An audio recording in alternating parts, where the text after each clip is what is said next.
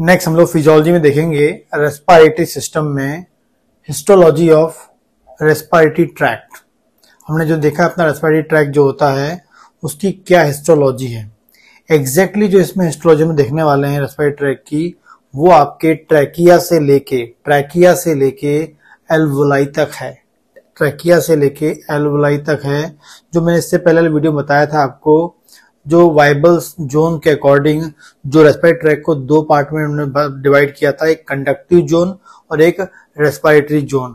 Conductive zone कहाँ से चालू होता है, जो जोन का जोन है या वाइबल जोन टोटल वो 23 होते हैं, और जो 23 जोन्स को या जो रेस्पिरेटरी ट्रैक होता है उसको वाइबल ने कंडक्टिव जोन में और रेस्पिरेटरी जोन में डिवाइड किया है।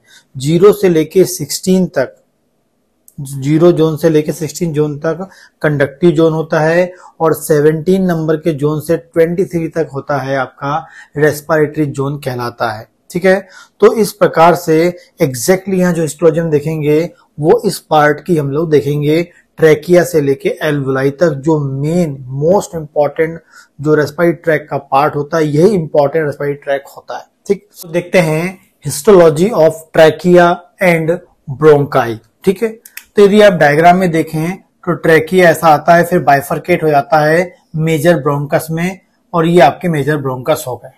अब हम हिस्टोलॉजी की बात कर रहे हैं तो इसमें जो लेयर होती है, ये जो लेयर हो रही है, ये जो आपकी वॉल फॉर्म हुई है एग्जैक्टली ट्रैकिया की या ब्रोंकस की, ये एग्जैक्टली इसको माइक्रोस्कोप में हम स्टडी करते हैं। तो माइक्रोस्कोप में जब स्टडी करते हैं तो ये इसमें कौन कौन से हिस्टोलॉजिकली इसमें क्या क्या होता है वो हम लोग देखते हैं। तो इसको देखेंगे हम लोग अंदर से, सबसे अंदर क्या होता है और सबसे बाहर क्या होता है वो देखते हैं। अंदर पहले देखेंगे अंदर क्या है, उसके बाद उसके अंदर क्या है, उसके अंदर क्या, और सबसे आखिरी में। तो सबसे पहले हम लोग अंदर वाला भाग देते हैं। अंदर साइड में कौन सी लेयर होती है सबसे अंदर में। ठीक है, तो जैसे ये आपका ट्यूब है मान लेते हैं, तो इसमें जो सबसे अंदर वाली जो लेयर होगी, अंदर वाली लेयर होगी, अंदर से बाहर की ओर चलेंगे तो सबसे अंदर होता है म्यूकस मेम्ब्रेन। म्यूकस मेम्ब्रेन सबसे अंदर होता है। उसके बाद अंदर जाएंगे तो सब म्यूकोसा होता है। उसके बाद जाएंगे तो स्मूथ मसल्स होती है, ये हम जैसे बोलेंगे उसमें कॉर्टिलेज भी आते हैं, एंड लास्ट जो होते हैं फाइबर्स होते हैं। ठीक है, तो जब माइक्रोस्कोप में देखते हैं तो सबसे अंदर हमको मिलता है क्या, आपका म्यूकस मेम्ब्रेन मिलती है। उसके नीचे कौन मिलती है, सब म्यूकोसा मिलती है। उसके नीचे कौन मिलता है, आपका मसल्स, स्मूथ मसल्स मिलती है, जिसे हम कॉर्टिलेज भी बोलेंगे, वहां कॉर्टिलेज मिलेंगे हमको, एंड लास्ट है फाइबर। इस प्रकार से हिस्टोलॉजिकली हम बात करें तो जो आपका रेस्पिरेटरी ट्रैक होता है उसमें 4 इंपॉर्टेंट चीज होती है। सब म्यूकस मेम्ब्रेन, उसके नीचे सब mucosa, smooth muscles, and last में अंदर होता है सबसे यहाँ बाहर की जो होता है वो होता है आपका फाइबर्स होते हैं। ठीक है, लेकिन इसमें जो मोस्ट इंपॉर्टेंट जो फंक्शनिंग जो पार्ट होता है वो होता है म्यूकस मेम्ब्रेन। वो क्या होता है, म्यूकस मेम्ब्रेन। ठीक है, आगे बात करते हैं। Many changes occur at the level of fine and fine bronchi and bronchiole. ये बता रहा है कि आपका ट्रैकिया होता है, ट्रैकिया के बाद मेजर ब्रोंकस होते हैं, मेजर ब्रोंकस क्या होते हैं, ब्रोंकाई होते हैं, ब्रोंकाई के बाद होते हैं ब्रोंक्यूल, ब्रोंक्यूल के बाद होता है एल्वोलाई। ये कॉन्सेप्ट होता है ट्रैकिया, मेजर ब्रोंकस, ये जो डिवाइड हुए हैं, इसके नीचे होता है ब्रोंकाई। ठीक है, और स्मॉल ब्रोंकाई, फिर फाइनली ब्रोंक्यूल होते हैं, और फाइनली आपको एल्वोलाई फिर मिलता है। ठीक है, इस तरीके से ट्रैक होता है। तो ये बता रहा है कि आपको जो आपका ट्रैकिया है, जो आपका मेजर ब्रोंकस है, फिर जो आपके ब्रोंकाई है, फिर जो ब्रोंक्यूल है और जो एल्वोलाई है, इनमें जो हिस्टोलॉजिकल देखेंगे हम लोग तो कई प्रकार के बदलाव आपको यहाँ मिलते हैं। कई जगह म्यूकस मेम्ब्रेन में थोड़ा बदलाव है, कुछ जगह सब म्यूकोसा में भी आपको चेंजेस मिलते रहेंगे, ये आपको पता होना चाहिए। तो many changes occur at the level of fine and fine bronchi and bronchiole. पहले हम देखते हैं म्यूकस मेम्ब्रेन। जो इंपॉर्टेंटली आपको म्यूकस मेम्ब्रेन के बारे में देखना है, क्या इंपॉर्टेंस होती है, काय से बनी होती है, कॉम्पिटिटिव एग्जाम में भी इंपॉर्टेंस रखती है, एंड आपका जो मेडिकल साइंस में जो फिजियोलॉजी का जो क्वेश्चन है वो भी यहाँ से बनता है, लेकिन क्लिनिकली कॉन्सेप्ट्स भी आपके यहाँ से क्रिएट होते हैं। म्यूकस मेम्ब्रेन ऑफ ट्रैकिया, यदि हम ट्रैकिया, ये जो ट्रैकिया है इसकी म्यूकस मेम्ब्रेन की हम बात करेंगे तो इसके जो म्यूकस मेम्ब्रेन होती है ट्रैकिया की, इसमें क्या होती है, ये कवर होती है एपिथेलियल सेल से। ठीक, यहाँ की जो म्यूकस मेम्ब्रेन है वो एग्जैक्टली वहां पर होती हैं एपिथेलियल सेल्स, ठीक है, लाइन बाय एपिथेलियल सेल्स। और वो एपिथेलियल सेल्स तीन प्रकार की होती हैं, pseudo stratified epithelial cells, columnar epithelial cells and ciliated epithelial sales.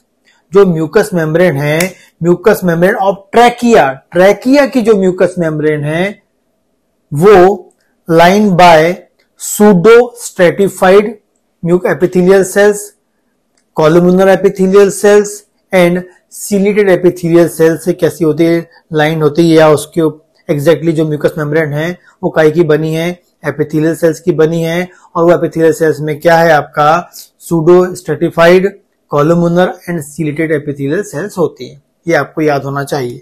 आगे बात करेंगे, जो म्यूकस मेम्ब्रेन है उसमें इंपॉर्टेंट सेल होती है, उसका नाम होता है गॉबलेट सेल। एक इंपॉर्टेंट टाइप की सेल होती है। पहले हमने देखा कि जो म्यूकस मेम्ब्रेन है वो लाइन बाय या काय की बनी होती है, तीन इंपॉर्टेंट एपिथेलियल सेल्स की बनी होती है। अगली बात करते हैं, इसी म्यूकस मेम्ब्रेन में इंपॉर्टेंट टाइप की ग्लैंड पाई जाती है, इसका नाम होता है goblet cell, GOBLET। Goblet cell जो होती हैं वो प्रेजेंट होती हैं, गॉबलेट सेल्स प्रेजेंट होती हैं किसमें, आपकी म्यूकस मेम्ब्रेन ऑफ ट्रैकिया में प्रेजेंट होती हैं, ठीक है। आगे बात करते हैं, इंपॉर्टेंटली आपको याद रखना है, जो म्यूकस मेम्ब्रेन जो होती है आपको पता है कि ये ट्रैकिया से लेके एल्वोलाई तक म्यूकस मेम्ब्रेन है। लेकिन इस जो हम एल्वोलाई, जो हम म्यूकस मेम्ब्रेन की बात कर रहे हैं और जिसमें हम बात कर रहे हैं गॉबलेट सेल्स प्रेजेंट होती हैं, ये एग्जैक्टली गॉबलेट सेल प्रेजेंट होती हैं, लेकिन ये गॉबलेट सेल जो होता है रेस्पिरेटरी ट्रैक के कंडक्टिव जोन में ही प्रेजेंट होता है। हमने बात किए थे जो रेस्पिरेटरी ट्रैक है उसको दो जोन में डिवाइड किए हैं, कंडक्टिव जोन में और रेस्पिरेटरी जोन में। कंडक्टिव जोन कहां से चालू होता है, रेस्पिरेटरी मतलब ट्रैकिया से चालू होकर आपका टर्मिनल ब्रोंकियोल जो आपका ट्रैकिया होता है उसको हम लोग बोलते हैं जोन नंबर 0 एंड जो टर्मिनल ब्रोंकियोल होता है उसे हम बोलते हैं जोन नंबर 16। तो जोन नंबर 0 से जोन नंबर 16 मतलब ट्रैकिया से लेकर टर्मिनल ब्रोंकियोल यहां तक का जो पार्ट है इसे हम क्या बोलते हैं, कंडक्टिव जोन बोलते हैं। और इसी पार्ट की म्यूकस मेम्ब्रेन में प्रेजेंट होती हैं गॉबलेट सेल्स, इसी पार्ट की म्यूकस मेम्ब्रेन में प्रेजेंट होती हैं गॉबलेट सेल्स। तो जो आपकी जो गॉबलेट सेल्स हैं वो एग्जैक्टली कहां पर होती हैं, कंडक्टिव जोन में होती है। कंडक्टिव जोन होती है मतलब ट्रैकिया से लेकर टर्मिनल ब्रोंकियोल्स तक होती हैं, जोन नंबर 0 से लेकर जोन नंबर 16 तक होती हैं। ये इंपॉर्टेंटली आपको याद रखना है। कई बार कंप्यूटर एग्जाम में आता है कि जो रेस्पिरेटरी ट्रैक में जो गॉबलेट सेल्स होती हैं वो कहां होती है, म्यूकस मेम्ब्रेन होती हैं। कौन सी म्यूकस मेम्ब्रेन होती है, कंडक्टिव जोन की म्यूकस मेम्ब्रेन में होती हैं। आगे बात करते हैं, इसके नीचे सब म्यूकस मेम्ब्रेन होती है और सब म्यूकस मेम्ब्रेन में इंपॉर्टेंट टाइप की एक और ग्लैंड पाई जाती है, इसका नाम होता है ट्रैकियो ब्रोंकियल ग्लैंड। क्या बोलते हैं, ट्रैकियो bronchial gland. ट्रैकियो bronchial gland present होती है कहां पर, इस सब म्यूकोसा लेयर में या सब म्यूकोसल पार्ट में होती है। लेकिन इस सब म्यूकोसल पार्ट में ट्रैकियो ब्रोंकियल ग्लैंड तो है लेकिन ये भी आपके कंडक्टिव जोन में ही मिलेगी, रेस्पिरेटरी जोन में नहीं मिलेगी। जैसे गॉबलेट सेल कंडक्टिव जोन में मिल रही थी वैसी ट्रैकियो ब्रोंकियल ग्लैंड भी जो है ये भी आपको कंडक्टिव जोन में ही मिलेगी। ये दोनों सेल रेस्पिरेटरी जोन में एब्सेंट होंगी, आपकी गॉबलेट सेल रेस्पिरेटरी जोन में नहीं होंगी, आपकी ट्रैकियो ब्रोंकियल ग्लैंड आपके रेस्पिरेटरी जोन में नहीं होंगी। रेस्पिरेटरी जोन कहां से होता है, 17 नंबर के जोन से लेके 23 नंबर। 17 नंबर मतलब होता है आपका कौन सा वाला, रेस्पिरेटरी ब्रोंकियोल। 17 नंबर को क्या बोलते हैं, रेस्पिरेटरी ब्रोंकियोल बोलते हैं, जो मैंने आपको पहले वीडियो में बताया। वहां से एल्वोलाई तक आपको मिलेगा।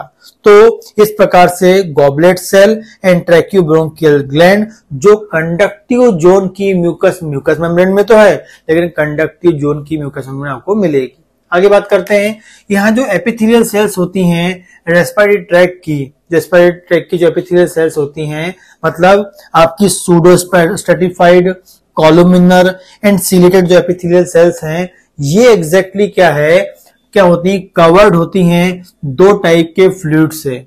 मतलब ये जो आपकी जो तीनों एपिथेलियल सेल्स होती हैं उनके आजू बाजू में इंपॉर्टेंट टाइप का एक फ्लूइड पाया जाता है, लिक्विड पाया जाता है, और वो लिक्विड होते हैं, दो लिक्विड वहां पाए जाते हैं या वो लिक्विड से कवर होती हैं। एग्जैक्टली जो आपकी म्यूकस मेम्ब्रेन की जो एपिथेलियल सेल्स हैं वो काय से कवर्ड होती हैं? लिक्विड से, फ्लूइड से कवर होती हैं, और दो फ्लूइड होते हैं, पहला है पेरीसिलियरी फ्लूइड और दूसरा है म्यूकस।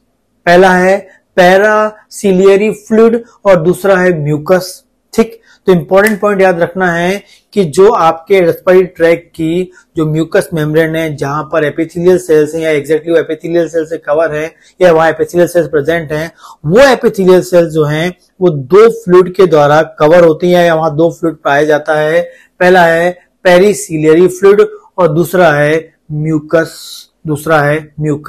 अब पेरीसिलियरी फ्लूइड क्या होता है और म्यूकस क्या होता है हम लोग देखते हैं। और इस प्रकार की वीडियोस आप और देखना चाहते हैं तो आप मेरे कोर्स मतलब मेरे ऐप को इंस्टॉल कर सकते हैं, जिसकी लिंक मैं आपको डिस्क्रिप्शन में दे दूंगा। वहां जाकर आप मेरे भी जो है फर्स्ट ईयर के लिए जो कोर्स वो ज्वाइन कर सकते हैं। आप BHMS फर्स्ट ईयर में फिजियोलॉजी है, ऑर्गन ऑफ मेडिसिन है, मॉर्टरी मेडिका है, सेकंड ईयर में पैथोलॉजी है, थर्ड ईयर में गायनेकोलॉजी है। क्लिनिकली बात करने आपके जो प्रैक्टिशनर उनके लिए 12 tissue Medica clinical practitioner based जो है आपका एक कोर्स है, जिसमें पूरी के पूरे 300 डिजीज को कवर किया गया है, वो आप वहां से ज्वाइन कर सकते हैं।